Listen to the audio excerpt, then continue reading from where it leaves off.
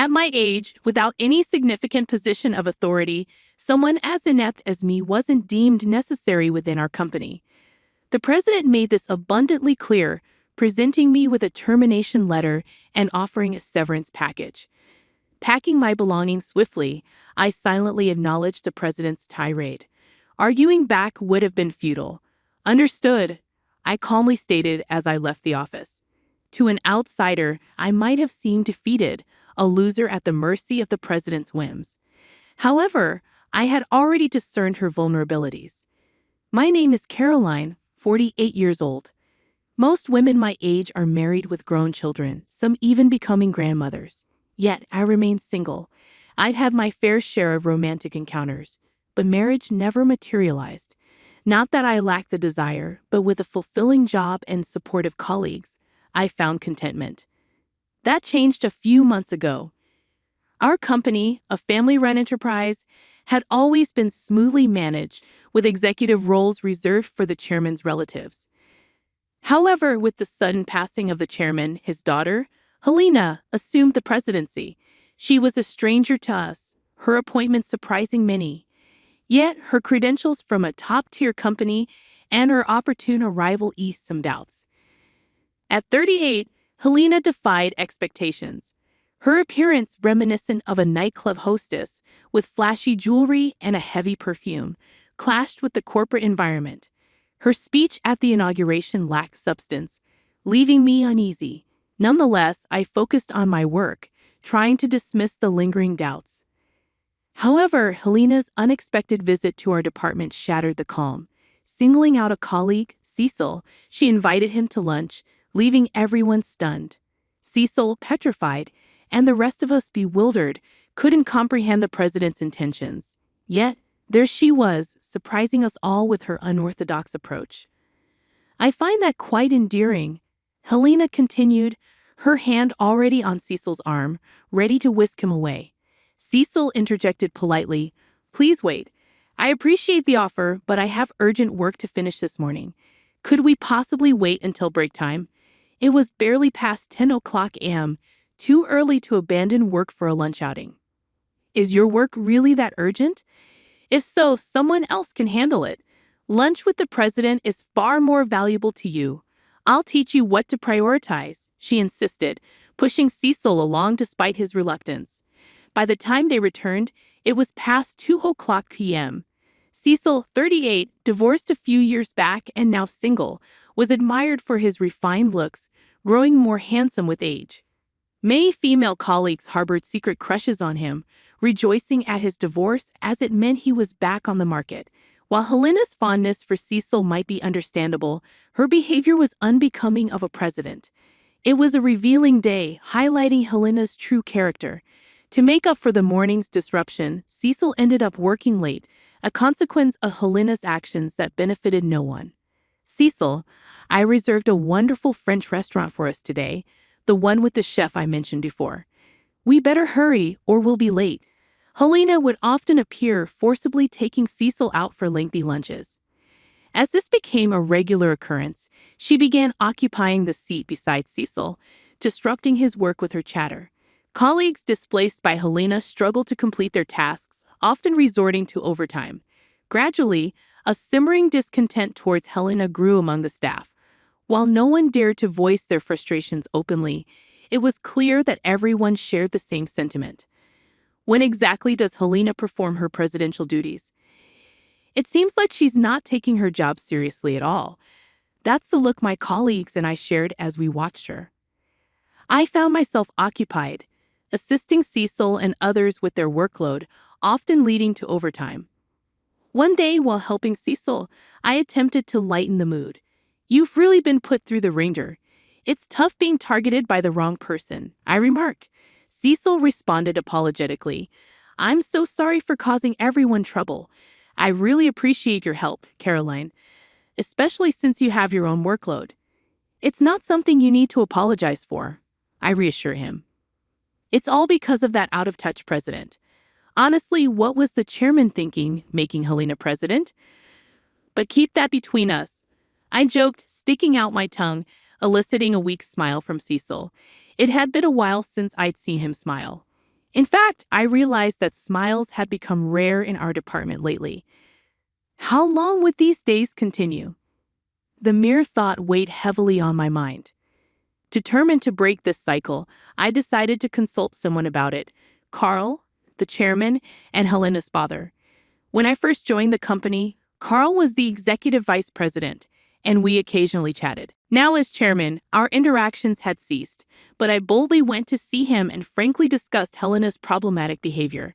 Knowing it might be impertinent, I hoped he would understand the employee's struggles. However, Carl's response was dismissive. "I'm not here to listen to such complaints. You are to follow President Helena's lead, work for the company, and earn your salary. That's all. It's simple," he declared before sending me away. It was then I realized that Carl, who had appointed Helena as president, was just another fool. Disappointed and furious, I felt a surge of anger. The next day, Helena came again to invite Cecil to lunch, but our department was bustling with a crucial project deadline. Amidst the tense atmosphere, Helena's presence only fueled irritation, and some of my colleagues couldn't hide their annoyance. "I'm sorry," she said, perhaps sensing the tension she had caused. "I really can't leave my work today. Could you perhaps dine alone?" Cecil tried to decline politely. However, Helena insisted, "It's fine, someone else will cover for you. Hey, you there, take over Cecil's work." Unbelievably, Helena approached me and said that both Cecil and I were swamped with work and no one in the department had the capacity to take on additional tasks. "I'm sorry, but that's not possible," I firmly replied. Helena widened her eyes in disbelief. "What did you just say?" she asked, her tone sharp. Despite momentarily faltering under Helena's stern gaze, I knew I had to speak up. "I said it's not possible. Cecil's tasks today are critical, and I also have a pile of my own work to complete. Taking on Cecil's responsibilities is simply out of the question. Every time you pull Cecil away, our department's progress stalls, affecting the company's performance significantly. As president, you must be aware of this. We're even getting complaints about poor responsiveness from clients, and we're losing credibility. If this continues, we'll be overtaken by our competitors." I continued, letting out my frustrations. There was no turning back now.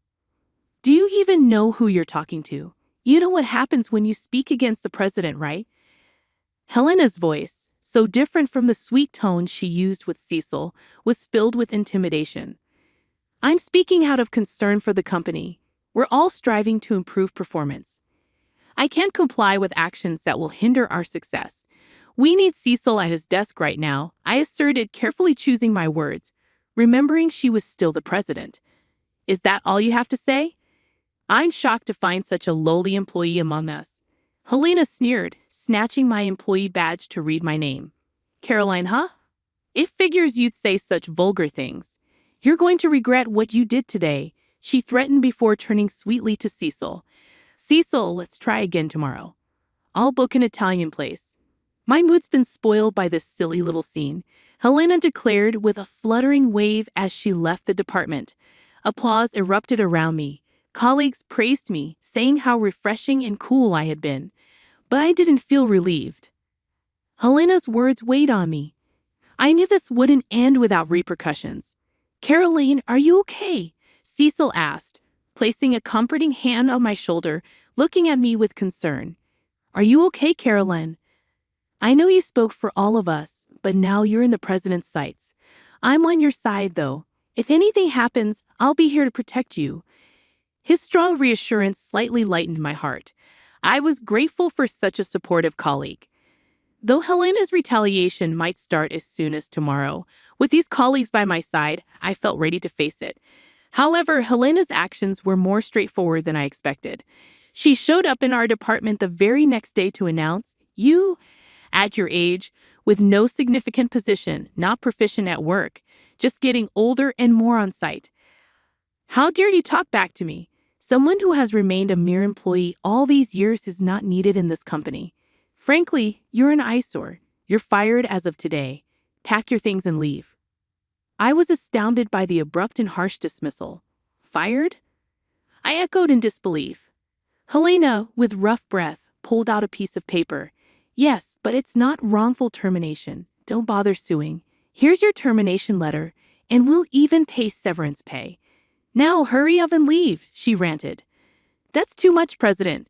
Caroline is our moral support, indispensable to this company. Cecil stepped up, fists clenched. Helena scoffed. Cecil, you're mistaken if you think it's good to side with such an incompetent woman. It seems you've been influenced by her because you've worked together for too long. How pitiful. She's a detriment to this company. It's only right she's fired. I stood silently, absorbing Helena's verbal abuse. Arguing with someone like her was futile. If you say my presence is detrimental to the company, then I must accept my dismissal. I replied calmly, quickly packing my belongings and leaving. Though I couldn't suppress my intense anger, I was determined not to let this end here. I had already identified Helena's weakness. The next day, I welcomed a refreshing morning. I had breakfast and cleaned my house. It should be about time, I thought, glancing at the clock as it struck 10 a.m. right on cue. My phone rang. The company's number flashed on the screen. The caller was easy to guess. It must be Helena. Slowly, I answered. Caroline, oh thank goodness you picked up. Listen, about the firing yesterday, it was just a joke. I never imagined you'd take it seriously and actually not show up today. I'll overlook your tardiness, so please come to the office as usual. Helena spoke in the same controlling tone she used with Cecil. You're so honest, Caroline, to take such a joke seriously. Helena's voice quivered slightly. It wasn't a joke. I have the signed termination letter. Does the company sign such things as a joke? If so, that's a terribly irresponsible company. A president who flirts with male employees and publicly humiliates an employee is disgraceful. I want nothing more to do with such a company, I asserted. Helena was speechless at my words, so I pressed further. I know everything that happened this morning in the office and that you'd come crying to me for help. I had heard all about it from Cecil. Today was an especially important day for presenting our company's best product to a crucial client. Success would significantly boost our company, while failure would allow competitors to leapfrog us to industry leadership. It was such an important presentation, even Helena must have recognized this importance, as she attended the morning meeting to motivate everyone. She asked who was in charge of the presentation, but no one came forward, and the room fell silent. Of course, I was the presenter, I explained. When Helena realized this, she panicked but then asked if anyone else could handle the responsibility. But what Helena found in front of her were resignation letters from all employees. Seeing my dismissal, everyone had had enough of the company, I continued, recalling the events from earlier. Hearing this from Cecil, I informed Helena, please, if you're there, Caroline, the presentation can still go ahead. We don't have much time before the meeting with the client. I'll double your salary and you'll be treated as a director. Please come back, please, Helena pleaded hysterically, almost incomprehensible. Unfortunately, I have no intention of returning. Please handle it yourself. As president, you haven't worked properly and have been chasing employees around, decreasing performance. I don't think you have the capacity to manage it, I stated firmly before hanging up, dismissing further calls without hesitation. It would be interesting to see how she managed alone. That evening, Helena and Carl came to my house. As I cautiously opened the door, they pleaded tearfully, I'm so sorry. Please forgive us. Apparently, the presentation had been a disaster from the moment Helena arrived alone.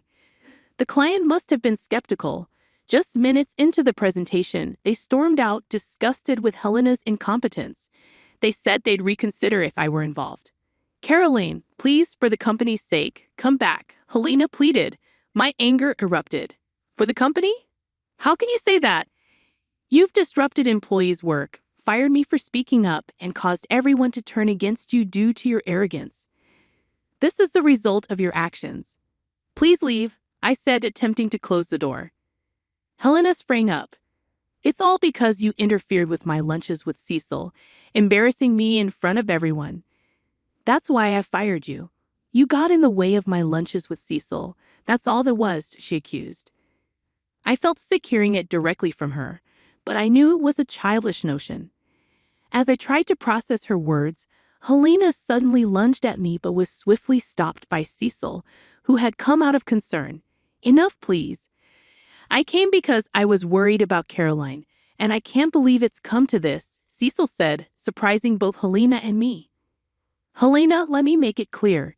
Dining or talking with you has been nothing but a pain because I have someone I like. I've told you many times. But you only looked at my appearance and never listened, Cecil confessed, leaving Helena paralyzed. Caroline and the other employees who resigned have already found new jobs. A competing company looking to expand was thrilled to hire us all. Everyone is talented, and they were delighted. Caroline and I are not coming back. You're the reason she was unfairly thrown out of the company. Please don't show up in front of us again. If you don't leave, we'll call the police, Cecil said firmly. Helena tried to say something but was pulled away by Carl, who was also pale. He was the fool who appointed Helena president and dismissed my desperate pleas. There's no room for sympathy without supporting employees and seizing a great opportunity. The company's reputation plummeted, leading to bankruptcy. I am sorry to the wonderful predecessor, but once the predecessor was gone, it was only a matter of time before it came to this. Helena and Carl disappeared, buried under immense debt, living lives I don't even want to imagine. Meanwhile, Cecil and I began dating. The confession that I was the person he cared for came as a sweet surprise after years of working together. Our relationship evolved from trusted colleagues to partners. I'm grateful I didn't rush into marriage when I was younger, as I've now found the best partner later in life. Life is unpredictable. Maybe Cecil and I will get married. That's what I've been contemplating recently.